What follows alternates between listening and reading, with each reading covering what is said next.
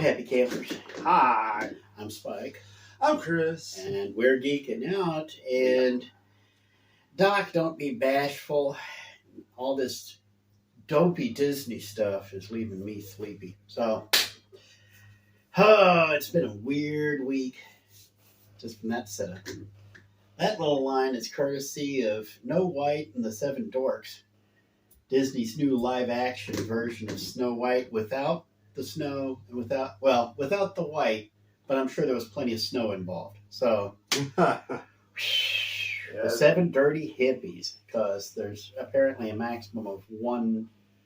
Peter Dinklage is not sharing his dwarf cred on this project, apparently. Yeah. Yeah, and that's all you got to say about it, huh? Well, let's see. You have a diversity of the seven dwarves, one being an actual dwarf, being all different race and genders, and Snow White herself is Latino. So more Oxidol than Snow White. Huh? Yeah, okay. You know, Disney did it again.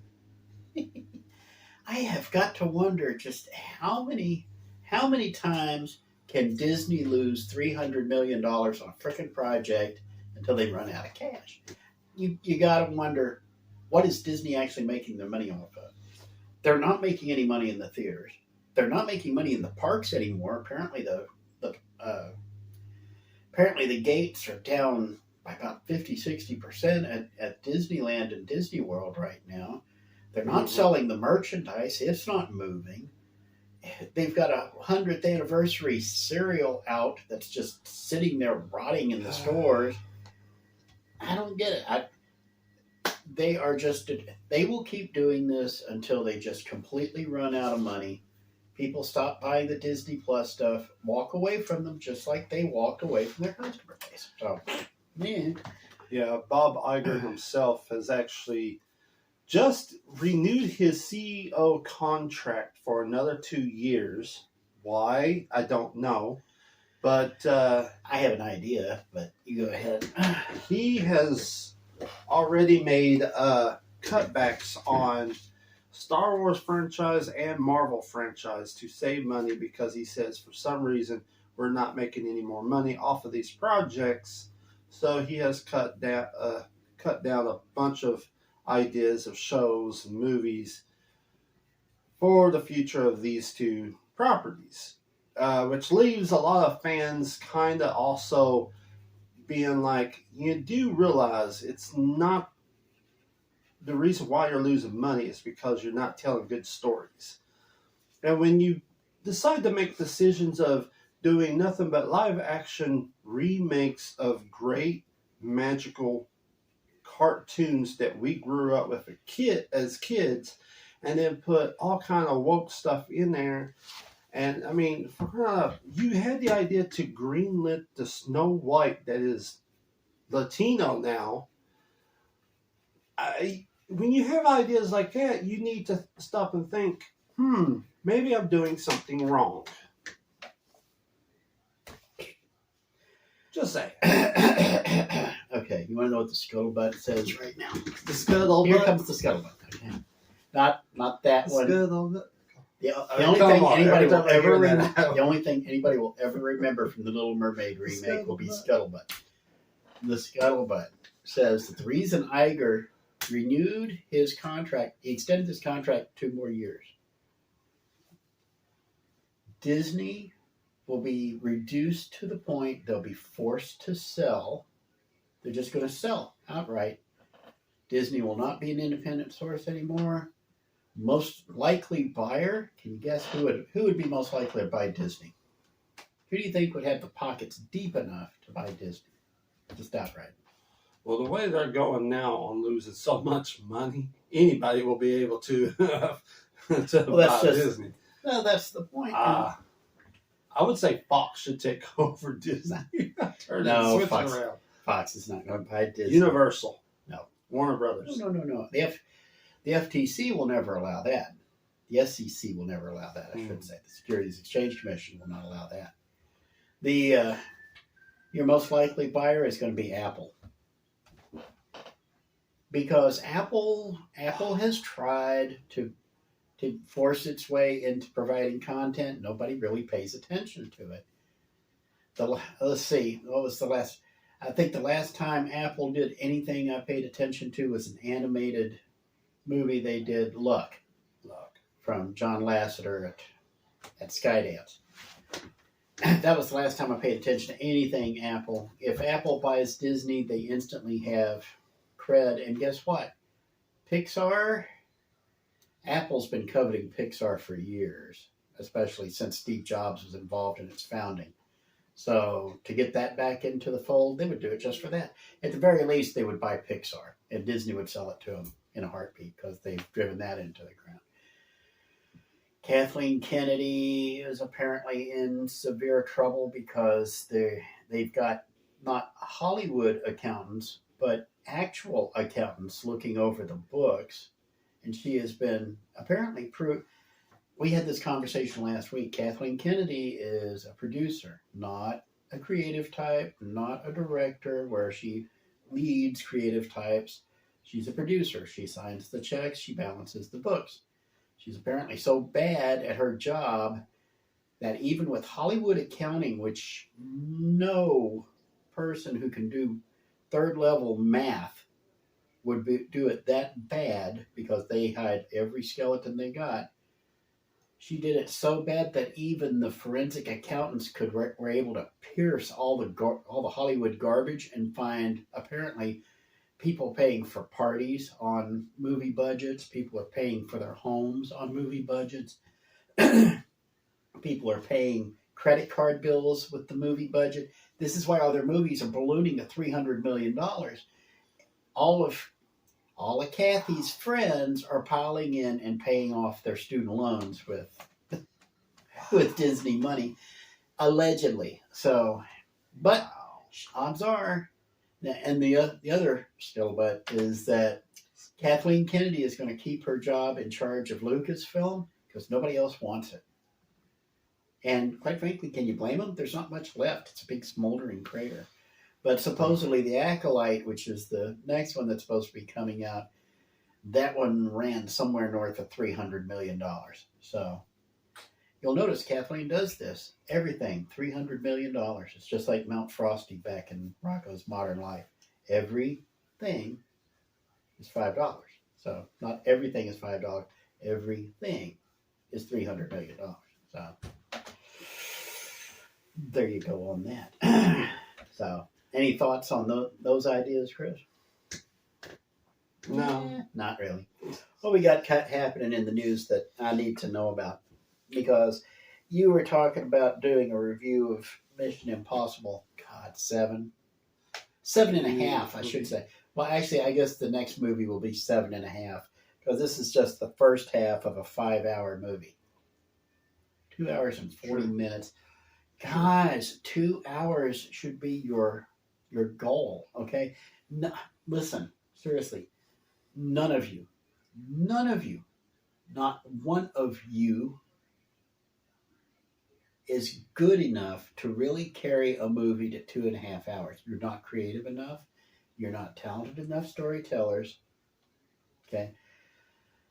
Sound of Freedom could go 2 hours and 15 minutes. Okay, I can dig it because they have a lot of story to tell. Mission Impossible 7 is an extended car chase. It's an extended car crash. It's an action movie. It's a stunt production. This is what you go to Universal to see on the tour, is to see people slugging each other and everything and jumping on trains and jumping out of planes and doing the big kabooms and all the other stuff. I actually watched the first Mission Impossible movie. I watched it on Pluto, finished watching it on Pluto TV last night. It took me 4 months to get through that movie. I'm not saying it's boring. It's by no means boring. It's just not my cup of tea. I'm not as big in action as I used to be because you see one explosion, you've seen all the explosions. Okay? You can only see so many big explosions before it's like, yeah, it's another big explosion. Move on. It's just like with all the message movies and stuff. Okay, it's going to be one of those greeny weeny message movies. Okay, move on. I don't need to waste my time or my money or my effort on it. I know all the spiel you're going to do. Action movies is the exact same thing. Fast and the Furious is up to what, 12, 13 movies? And it's a freaking car chase. It's not even Hal Needham good. It is, yeah, I worked in a Hal Needham reference. You like that? It's not even that good. It's people picking up cars now and beating each other with them like the Rock'em Sock'em robots or something. If I wanted that, I'd go watch BattleBots on Discovery, which I did, and it was good. You know, you should have saved all that for the review. Nah, I've never been on time. Usually I'm a procrastinator. Usually I'd wait until the week after you do your review before I do mine. No, not this time. Just premature criticism all over everything. Okay. There you go. Just all over it. All over it. But if you're gonna make if I really don't want you to spend a half hour on this film, so we'll just put it into the Geekin' Out episode. I can't take 30 minutes of listening to a movie about. Well, I actually talk 30 minutes about a review. Have I ever done that? You have. No, that's something you would do. I don't need to spend a half hour hearing about a movie where Tom Cruise is trying to reach potato chips on the top shelf. Okay? That is not. Thank you, Babylon Bee. That was the funniest movie funniest movie summary I've ever heard. Is that was from the Babylon Bee about MI7. So. Wow. Wow. I mean, he is 5-0. Let's be honest. A good guy, yeah. Top Gun Maverick loved it, but he still had needed a couple of books in the jet seat in order to be able to see over the canopy. So. Oh my goodness. Wow. And Jim Caviezel's talking smack to everybody. Have you heard Jim Caviezel? Sound of Freedom. He is taking this to heart, and I mean, the man actually sat down with an interviewer and dropped the McAfee. You know what the McAfee is? No, the McAfee. McAfee was the guy who actually started the McAfee antivirus thing. Him a multi-millionaire off of antivirus and security software and stuff. One day he said, if I ever commit suicide, I didn't commit suicide. It was murder. And then they found him hanging in his I believe it was autoerotic asphyxia. So, yeah. So he said he wasn't murdered. Jim Caviezel has said, if you ever hear I've committed suicide, I was murdered. Who is he ticked off in Hollywood? I know Hollywood hates this film. I know the media hates this film. I know the government hates this film because they all make cash. This will get us thrown off YouTube. They all make bank off of child pimping. So I've been kitty pimping. So I've been. Hey, there's a title for this episode: kitty pimping. No. That's more an episode of the Chore of Duty, but no, which we need to talk about a little bit later. No. We'll talk about the Chore of Duty. We'll not title that. No. Do not title that. No. You know what? I'm gonna clip this little part where we're both going no, and that's just gonna be our opening. I'm gonna play that right before the owl and no. Okay. Every time I have to edit something for YouTube, I'll play that in the background with the warning. No. So what do you got, Chris? Wow. He has no idea. Okay. He's lost. So, as y'all know, Hollywood is currently shut down because of the strike and everything. Actors are now involved and all this.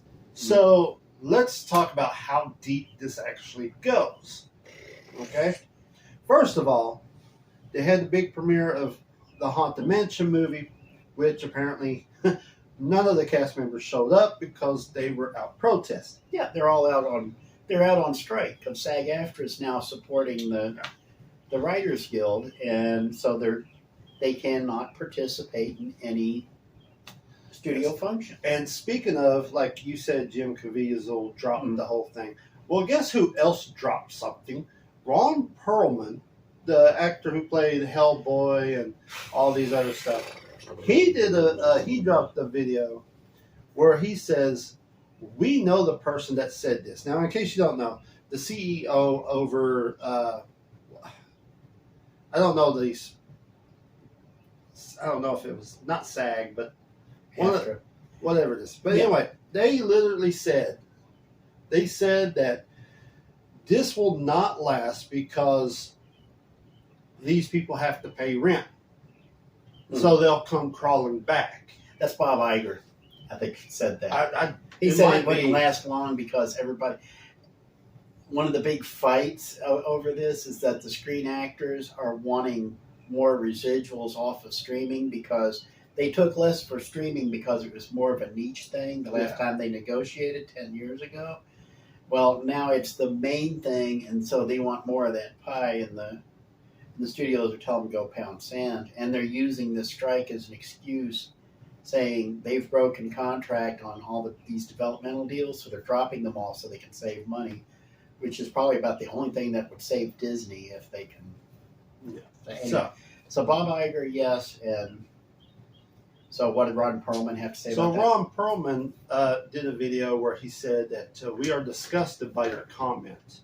And I'm not going to mention the name, but we all know who it is, and we also know where you live. Bob Iger. And so he's threatening on... Him and half of Hollywood has threatened to literally show up at his doorstep. Zeus, Apollo, kill. And you are... Ron Perlman is not going to show up at Bob Iger's door. Now, I'm just saying it's Bob Iger because it sounds like a Bob Iger thing to say. I have no proof Bob Iger said it. Some movie studio CEO, there's only 5 or 6 left. So, but if it wouldn't be Bob Iger, it'd be Reed Hastings over at Netflix. He would say something stupid. Well, here's something else, though. Hollywood also knows Hollywood's secrets. And, for instance, Tom Holland has already came out and said a couple of things as well. So, the big wigs in Hollywood is kind of like scratching like, this isn't going so maybe, well. you know. That's going to get the settlements right there is to get everybody set up. Because right now, the audience for all this stuff, for all these movies and TV shows, they're now of heightened awareness. We've talked about this on this show, on the other shows. There gets a point where the horror, the filth, the evil is just so blatant and obvious that you can't ignore it anymore. We finally reached that point because it's not the movie Sound of Freedom that's raising awareness of, like, the big thing I heard on Sound of Freedom are people in the audiences elbowing each other and pointing and saying Epstein's Island. These are what they call normies. These are people who don't pay attention or are not politically active. They now know what is going on here. They have a suspicion that there's an undercurrent here. Ordinary people are looking at what's happening with Sound of Freedom and with, like you said, Tom Holland's talking, and all these other people are starting to speak out finally. And they're like, okay, they're hearing all the negative comments coming out of the media, and they're wondering, who are you covering for? Are you covering for yourself, or are you covering for somebody else? Once that's done, the media, okay, mainstream media, we're talking about the news organizations, we're talking about the studio organizations, we're talking about the unions, okay? We are talking about everybody short of the poor jerk who has to pop the corn. Hi, Steve. We're talking about everybody in the industry is now under suspicion. They've all been painted with this broad brush because if there is anything Americans are really good at, it's lumping everybody together. Question is, how many innocent people have gotten involved in this? Is it more than we think? Or worse, is it less than we think? Are there truly any innocent people left in Hollywood? Because Tom Holland won't even go to Hollywood. Jim Caviezel won't go to Hollywood. There's a bunch of people who have walked away from Hollywood. They won't even go to the town. They literally won't go to California. They will not enter the state. They want nothing to do with any of it. Tom Holland said that explicitly. Those people out there are sick. I want nothing to do with it. And the thing is, like, this strike shouldn't last too much longer because where the secrets and stuff, I mean, writers, producers, actors who all been there, they know because they've seen it or has been around it to where they're like, yeah. I mean, Hollywood has this dark side that goes way back. I mean, if you look at like the early 90s with like child stars coming out of nightclubs that they weren't old enough to go into. Think of one, it got the nightclub famous. The photographers outside the door, they knew this because it was all a setup. But nobody cared because, oh, it's a child actor, nobody cares. It's just somebody famous to them. Money, money, money all across the bank. There was like a whole line of crotch shots from Britney Spears, Lindsay, a bunch of them. It was all a setup. Yes, it was. You actually think somebody was like, there literally was somebody to sit there with a camera as they open the door and they go, did a Basic Instinct moment. It was like, it was a setup. There's this dark side to Hollywood. Always has been. Yeah. And I mean, we're talking back to the 1800s. Oh, yeah, what's the Jewish blacklisting? Was it the... Oh, it goes beyond that. Well, yeah. You can go all the way back to the 1800s. One of the very first kinescopes they ever made was a porn. Not even a joke. Fatty Arbuckle, back in the 1920s, was raping women with Coke bottles. It eventually, it wasn't the fact that he was doing it that ended his career. It was the fact that it was one of those things that actually led to the development of the tabloid industry in this country, was Fatty Arbuckle. And one of the actresses he raped actually died from internal injuries because he was so vicious with it. And this really dark stuff has been going on for over a century in that town, almost a century and a half.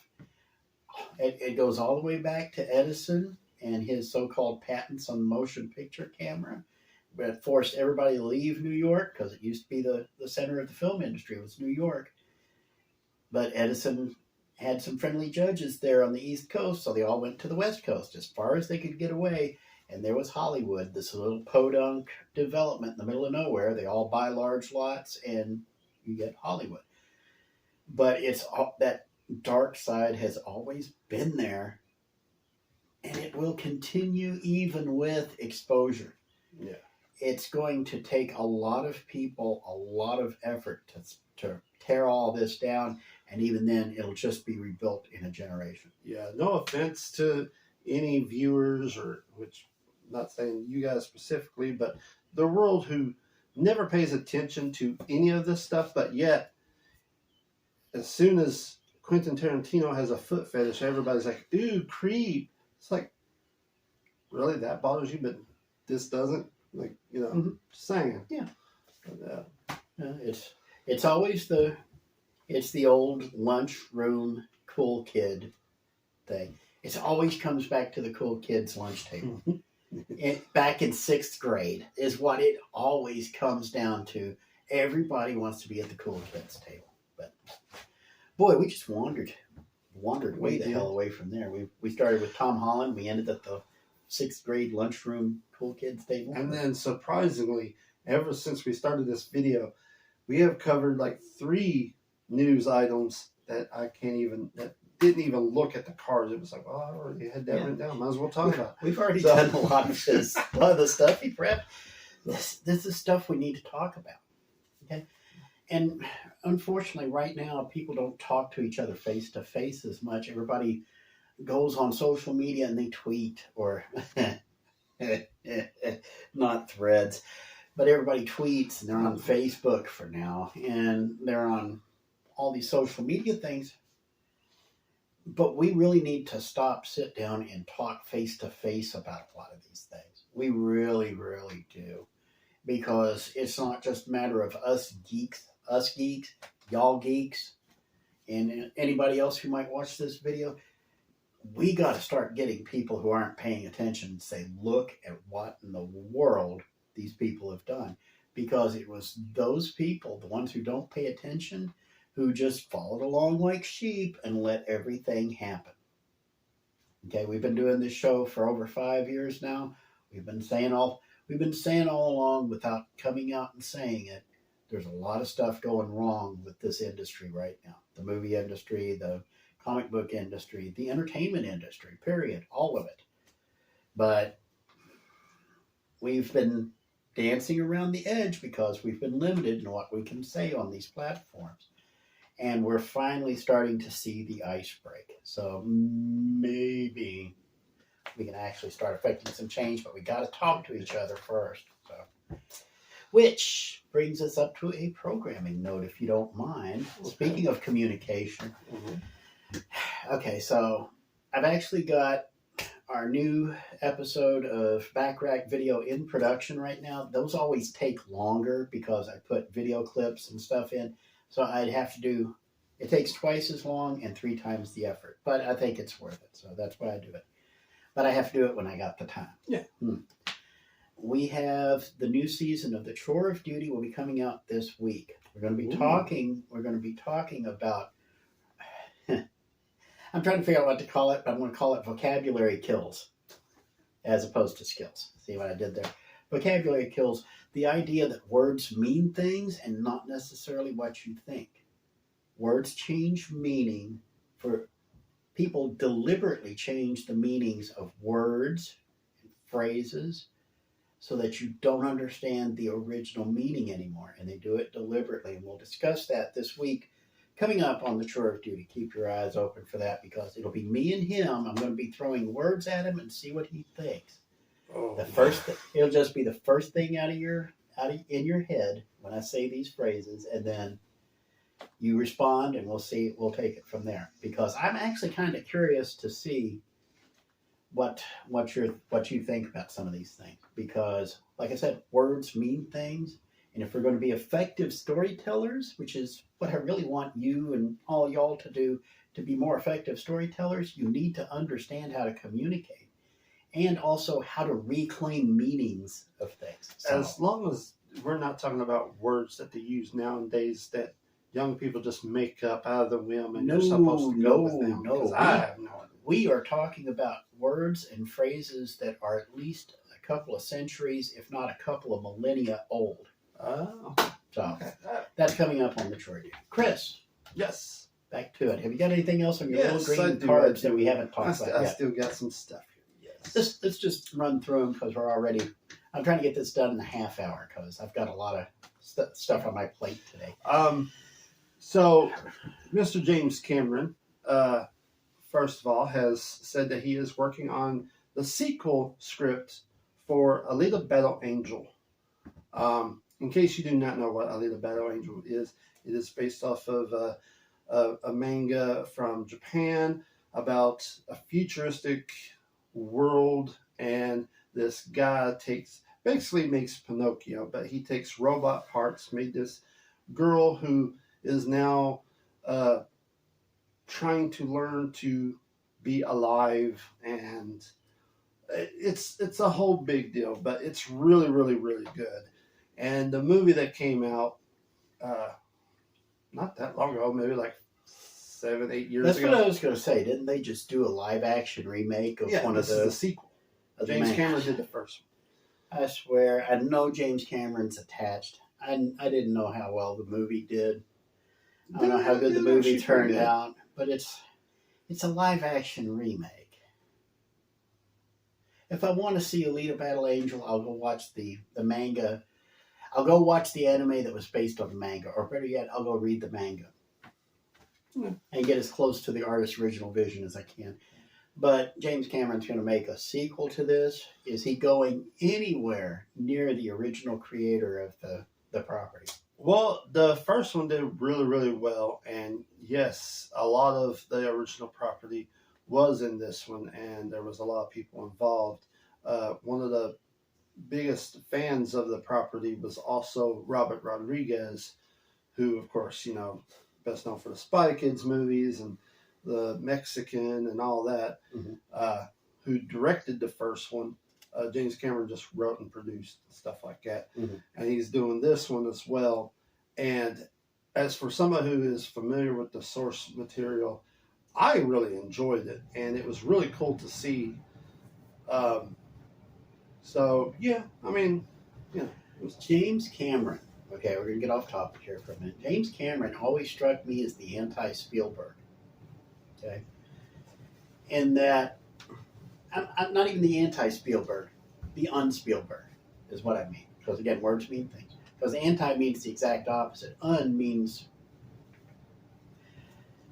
I honestly don't know what it means. Spielberg can take a novel concept and make it fascinating and just change the whole world to reflect Close Encounters of the Third Kind, Jaws. We would have Shark Week without Jaws.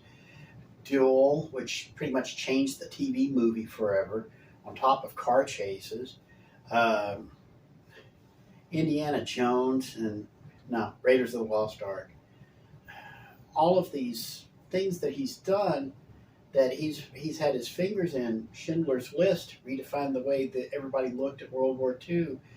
Saving Private Ryan, all these other things. He takes these novel concepts, these really large concepts, and he's able to make them fascinating so that you can't wait to see how he's going to work his magic on it. James Cameron can take these unique concepts, these interesting ideas, and render them completely sterile. It's just me. I know it's just me. I know James Cameron has his fans just from all the blue kitty cats in the Avatar films. Avatar is furry softcore porn, okay? Just said it. Just admit it. But James Cameron can take an interesting concept like Avatar, and he just beats the heck out of it. I mean, it's not anything in particular he does. I'm sure it looks spectacular. I'm sure all those blue hues look great. I'm sure the Titanic was a fantastic movie. The first Terminator was good. The second Terminator was better. All the others sucked. Somewhere between Terminator 2 and Titanic, James Cameron got so full of himself that he no longer has that spark or that magic, at least in my opinion. I so don't care about an Alita Battle Angel sequel that I'm actually going way back to our original punchline going in.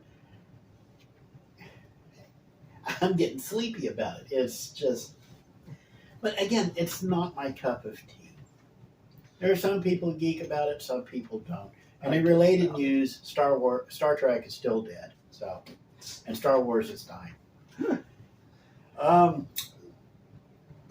Okay. So follow that up. So, okay. I will. You will. Have you seen the new Wonka trailer?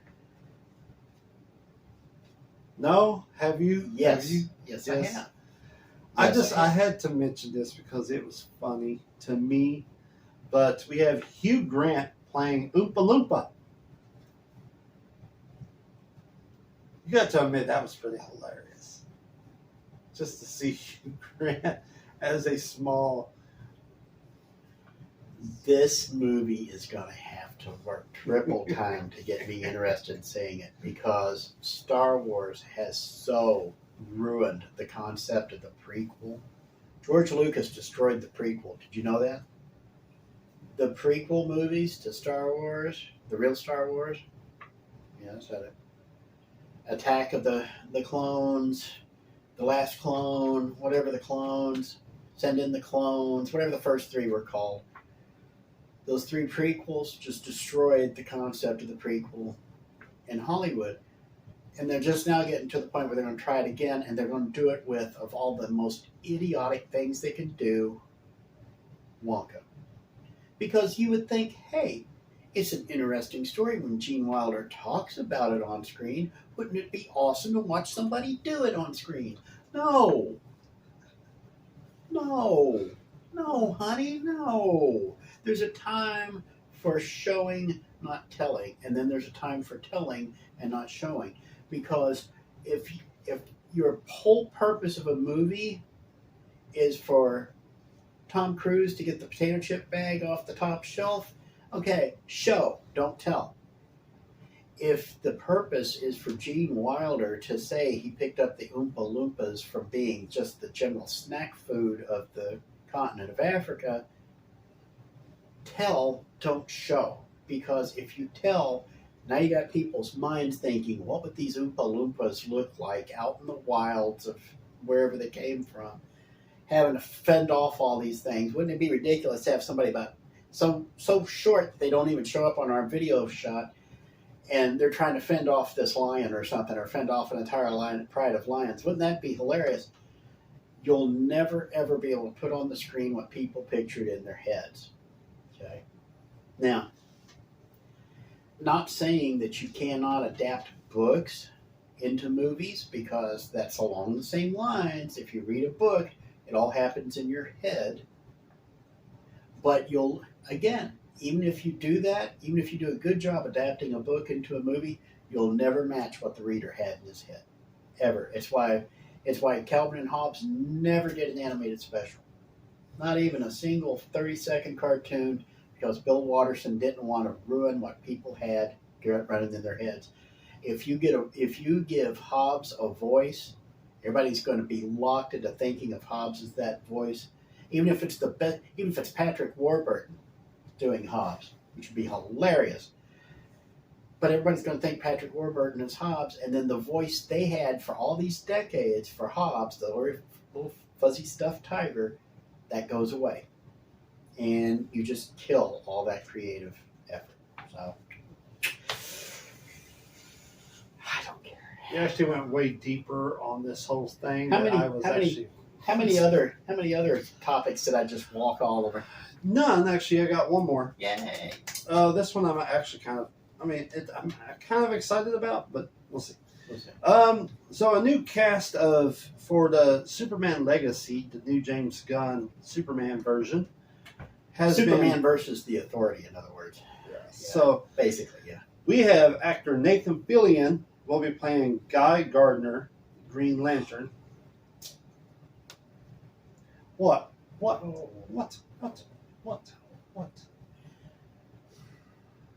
Go ahead, finish your. I like Nathan Fillion. I like Nathan Fillion too, but he's not.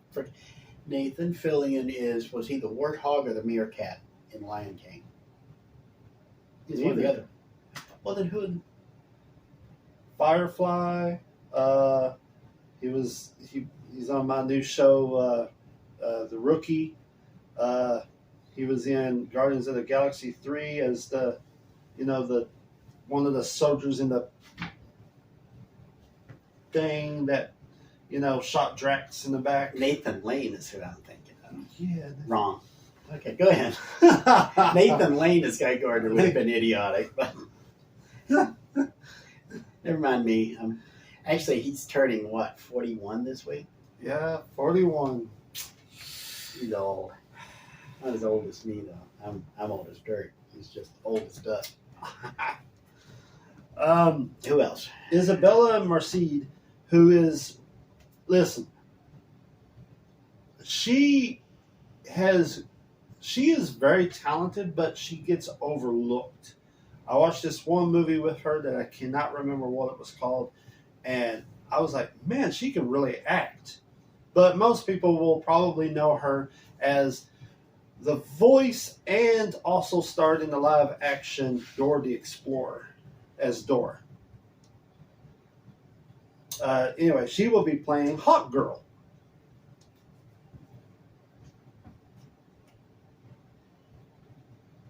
No. I don't see anything inspiring about this so far. I do like the concept, but we'll talk about that in a second. Go ahead. Rizdi Gathing. We're gonna These have to people go over really these need names. to. Diversity hires suck. I remember when people used to change their name in Hollywood. They would change their name just from this to because something pronounceable so they could be marketable. Now they're Now they're changing their names normal. from marketable things. So guaranteed her name is like Lois Jones or something. No, this is a guy. Doesn't matter in Hollywood anymore. He will be playing Mr. Terrific. I'm actually kind of intrigued to see Mr. Terrific, but it depends. Do we actually get the real Mr. Terrific? Scratch that. Are we going to get the real second Mr. Terrific, or are we going to get the pimp player that we got after DC Rebirth imploded? I do not know. Mr. Terrific, and this is a Superman film. Mr. Terrific. Mr. Terrific is an example of how to reinvent a legacy character with diversity principles and do it right. Okay? The original Mr. Terrific was from the 1940s. He was white. He was a super genius. Everything he touched, he just learned just like that. Mr. Terrific 2 came about in the 1990s, part of the Justice Society comic book. And he was like a high-level athlete. He's kind of like Batman without the broodiness. Okay? He could brood, but he just chose not to do it because when he was about to commit suicide, he found out about the original Mr. Terrific and realized that if he devotes himself to other people instead of just focusing upon his own tragedy, then life will be worth living again. And he does that, and he becomes the new Mr. Terrific, and he starts using he has this incredible ability to learn any skill quickly. He's the master student. He knows technology inside and out, and he's actually invisible to technology. Cameras cannot see him.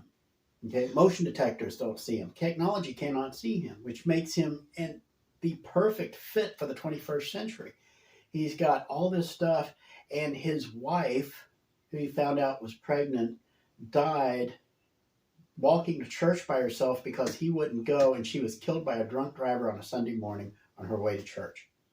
And because she didn't drive and he wouldn't drive her, she was killed by a drunk driver on a Sunday morning, and that was why he's ready to commit suicide. And so the undercurrent to Mr. Terrific is that he's struggling because his wife was a devout Christian. He's struggling with this idea of some world beyond what he can see, scientific principles, the physical existence around him, all the evidence and stuff. And yet his wife believed and he adored his wife. So maybe she was onto something, but he can't bring himself to accept that there are otherworldly things, even though he routinely works with a character named the Spectre, who is literally God's instrument of vengeance on Earth. Isn't that an awesome idea for a movie, a TV series, anything? Question. So is the second one, is he black or white? Black. The guy who's playing him is black. Exactly. Okay, what's his other qualifications? I don't care about the skin color. How are you going to present the character, and not just how is the writer going to present it, how is the director going to present it, how is the producer going to present it, and how is the actor going to present it? Well, one is James Gunn. So I'm believing in you. I've watched Guardians of the Galaxy James 3 Gunn again can make last people night, care. Okay, James Gunn can make people care about offbeat characters. I will say, this actor, I don't know all the stuff he's been in except for one movie, and from what I was told, because I don't know much about the character he played, but you remember X-Men First Class? All right, he was the black guy that got killed by Kevin Bacon's character, and everybody says that shouldn't have happened because he was actually more tougher. His character was actually more powerful, and he turned into like rock or something, or metal or something like that. And then like Kevin Bacon took this atom light and shoved it down his throat when he exploded. A lot of fans said that was wrong because that's not that the character is way powerful than that, and they just killed him off like he was nothing. Also made jokes that they killed off the only black character. So This is how you can tell. But it was that guy. It's either a horror movie or it's a superhero movie needing a moment of pathos, which is unusual. They kill the black guy in the superhero movie because they usually kill the white chick, the girlfriend of the superhero. Women in refrigerators. So I actually, okay, Superman Legacy. The story has it that this is going to be an adaptation of Superman versus the Authority, which is a good thing. This can be the reset of the DCU we've been hoping for. Okay, Superman versus the Authority. The way the story was originally presented in the comic books. Okay, the Authority is a bunch of fascist superheroes. Think The Boys, and all the other ones. Just think Invincible. Think all of these other. The Watchmen. This Superman versus the Authority was a direct answer to Alan Moore's Watchmen. Okay, this is Superman does the Watchmen. All right, and you see parallels between the Authority and the Watchmen, the Authority and the X-Men, the Authority and the Avengers. You see all this. Okay, the idea is the original story title of this was What's So Funny About Truth, Justice, and the American Way. This was the response that Superman fills a vital role, not just in his world, not just in Metropolis, not just in the DC universe, but in pop culture. He is the paragon. He is the paragon of virtue, the paragon of truth, justice, the American way, which is like life, liberty, and the pursuit of happiness, in case you ever wondered. All that stuff Superman represents, and then you've got all these cool, you see the, you audio guys can see the air quotes I'm doing here, the cool characters in the Authority who just go in and they kick butt and they don't even take names, they just rip people's heads off and they just, justice, dark, brooding, murr. Bunch of Dark Knight ripoffs, I should say, basically. This is a chance for Superman to show Superman's actual importance, and will Hollywood actually present that? Can't even James Gunn, does he have the stroke to not just figure this out, but to actually present it? This is why when you told me Mr. Terrific 2 is going to be in this, Mr. Terrific, I actually changed my mind a little bit, because Mr. Terrific is my favorite of the new generation of characters. Okay, my favorite character of the last 30 years is Mr. Terrific. Now, the reason why is because, again, I told you Mr. Terrific's backstory. I told you he's got all this stuff. He's basically Batman without the broodiness, but he's got the pathos in his background, and it allows you to explore the same topic that Superman presents from a different angle, because he's a dark black man, okay? So if Mr. Terrific is succeeding with all this stuff because of his skill and his ability, what does that say about people who say people cannot succeed because of the color of their skin? He's creating all this fantastic technology by himself. Well, what do you say to people who think that black people have to have like some kind of support system before they can even do rudimentary basic things?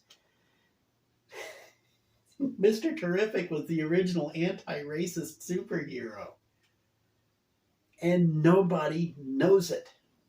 Okay, everybody thought Black Adam was going to be the next big black superhero because the word black was in his name.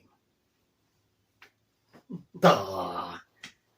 And I actually like Black Adam, but Superman Legacy has a chance to be the film that defines Superman for this generation, just like Superman did in 1978, just like Michael Keaton and Tim Burton did in 1989 with Batman, the way that Oh my God, I can't even think of names now.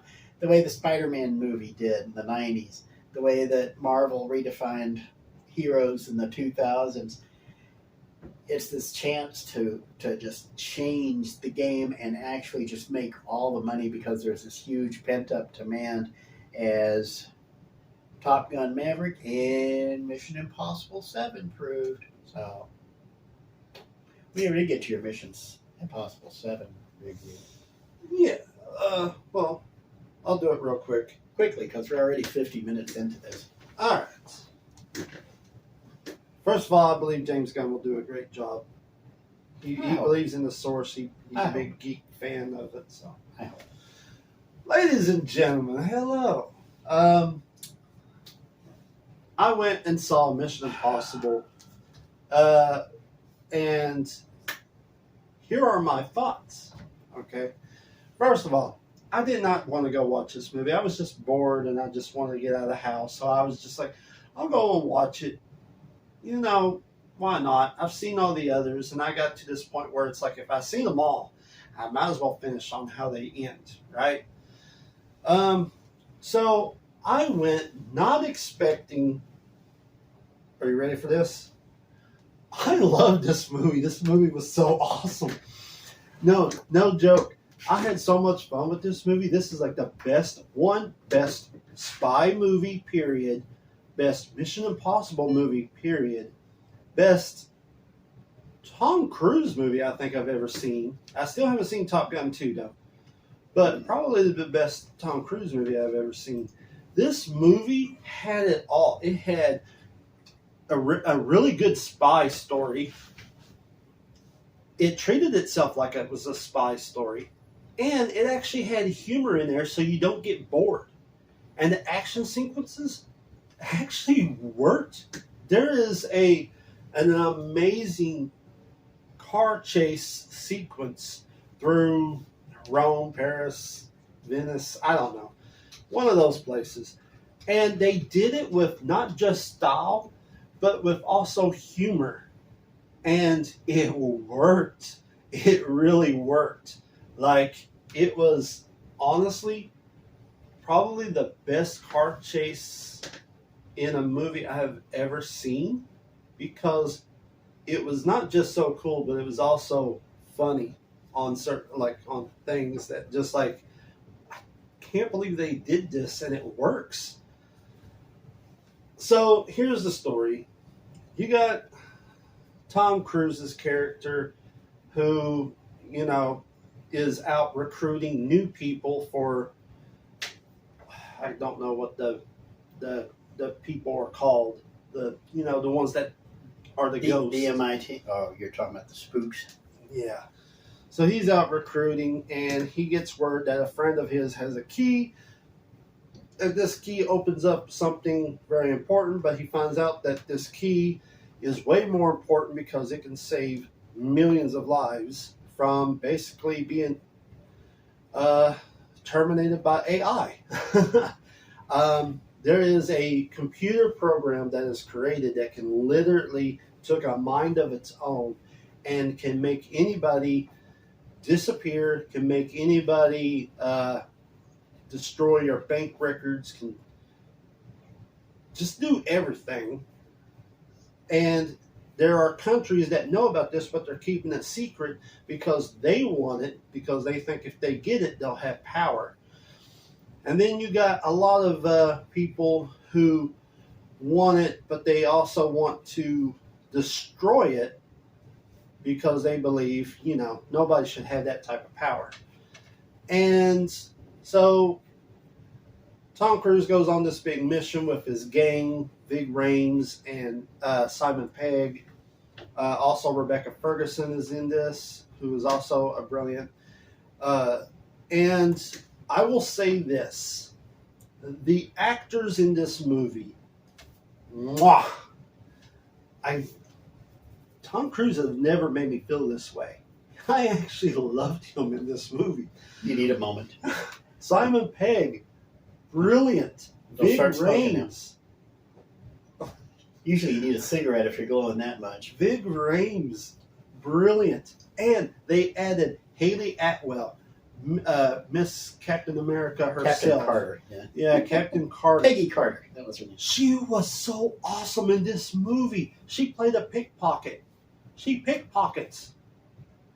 Usually you would get like some teenager that would do that. No, this is a grown-ass woman who did this. And she was amazing. And then you have Palm Pleniff, who I know I butchered her name, best known for her role as Mantis in the Guardians of the Galaxy movie. She plays a villain in this movie, and she was awesome. And the best part is that you can tell when an actor is enjoying what they're doing, because you saw it on her face. Every time she was doing a fight scene or a chase scene, she actually smiled so much. She was enjoying doing this, and she was so awesome at it. This movie was so fun. Just so fun. It's, listen, I've seen all the Mission Impossible movies, but it wasn't like I'm going to rush to the theater to watch these movies, because when it comes to spy movies, I'm going to be honest. Some spy movies, like James Bond, there's a certain period to where I could watch them because it had humor. And then there's ones like Casino Royale and the new Casino Royale that were just so boring to me, because I don't want to watch grown people play, card games. I don't care. The World Series of Poker was like a word with you. Yeah, like I don't care. Like this stuff is boring. Talking politics in like, oh, this country has a nuke. They're going to bomb everybody. It's like, yeah. We've done this 1,000 times before in every other spy movie and non-spy movie.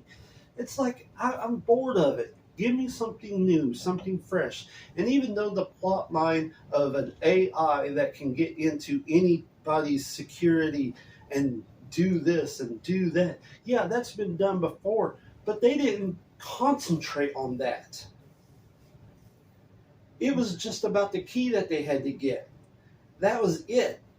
And it was so fun. It was a fun ride. It was a cat and mouse true spy movie that really just kept me going. The only downfall on this movie is, like in all of the Mission Impossible movies, Tom Cruise always does this big elaborate stunt. Well, in this one, it shows him riding a motorcycle off a cliff. That's the big stunt. Talking about, yeah. But here's the problem. When I saw it in the trailer, pretty much what you see is in the trailer. Like, that's what you see. There's nothing, like he just drives off. That's it. Here's the thing. I have seen YouTube videos of people doing this a million times. Red Bull does it a bunch of times. Have you ever seen the Red Bull things that they do? No. Oh, yeah, there's a tons of them jumping out of airplanes and riding bikes off of mountains and stuff. Like, it's something I've seen a dozen times before, so this doesn't do anything for me. The only stunt that I've ever seen him do that was actually impressive was hanging on the side of an airplane when it was in air. Stupid, but, I was like, well, that's pretty cool. Stupid, but cool.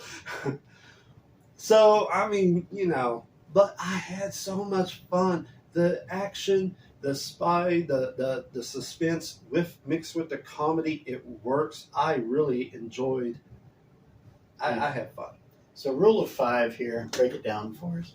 5 being Saturday night with the date, 4 being an afternoon matinee, 3 on Blu-ray, 2 on Netflix, 1 on Pluto TV, and 0 not even drunk. Coming off your last review where we got a -1 and we actually went off the chart, where do you put Mission Impossible 7? Again, I cannot believe I'm saying this because all the other Mission Impossible movies were to me. This one was the best one I've ever seen. I actually give this a 5. I really enjoyed it. It's like having a dessert that you never had before. It was like, wow, this is amazing. Mr. 5 o'clock strikes again. But anyway. Oh, come on. All right, 2 things you were talking about. Now, the AI is supervillain. Yeah, but they don't focus on that. No, they don't focus on it. But somebody brought up that idea, and I warned you it was coming. But anyway, I thought it was like right on the nose when I first sat there and watched it. I was like, oh, it's the AI thing. Yes, it's the AI thing. Second, actors enjoying their roles. Yes, you can tell very easily on the especially in the movie theater where there's nowhere to hide the details.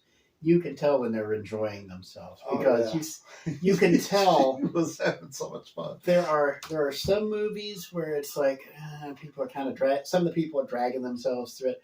Others where people are just having a ball and cutting loose. They talked about the actress who played Mantis. She's been in front of a green screen for so long, interacting with nobody, that now she's in the middle of an actual fight scene. There's no green screens anywhere because give Tom Cruise credit. We give him crap about the chips on the top shelf, but he does things legit. He does things real world. He'll resort to green screen as a last resort. That's the very last resort if he has to do something. Other than that, it's all practical effects is what they call it. So if he rides a motorcycle off of a cliff, he has a real cliff, a real motorcycle, and he's really parked his 5 foot nothing but on it, and he's driven off of it. Hopefully the cameras had film, although I believe he did 6 or 7 takes on that one, just so he could say he kept riding it off the cliff over and over. And so you can tell when people enjoy themselves. I think back, the one that I could always tell people really enjoyed themselves was Blazing Saddles. Because you could tell everybody involved with that film was just having a blast because nobody's taking it seriously. Everybody's having fun.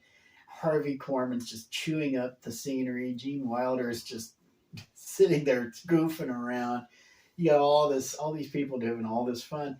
And that's what happens when you have a good condition on a movie set, a TV set, a play, on a play stage, wherever you are, if people are getting along and they're into it and they're working together to tell that story, again, storytelling skills, that good relationship between the actor and the role and the actor and the other actors, it goes a long way towards helping with the telling of the story.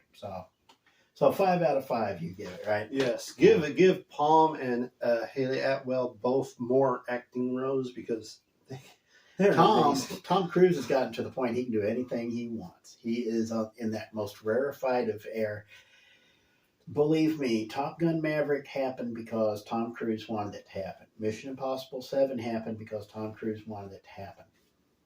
Also, and as a result, we got 2 pretty decent movies out of it. Also, remember, this is just part 1, which means that there will be a part 2. There'll be a Mission Impossible 7.5. And I'm not trying to give anything away, but Palm does get stabbed and she's left for dead. And I was like, no, she was awesome. But then at the very end of the movie, they're like, I have a pulse. And I'm like, yes. so yeah, I was like, thank you. Okay. So, any final thoughts before we wrap this rest? No. None for you. So, till next time, we're 1 hour and 3 minutes into our recording session. And I still got to record short duty because I'm big, fat, stupid mouth.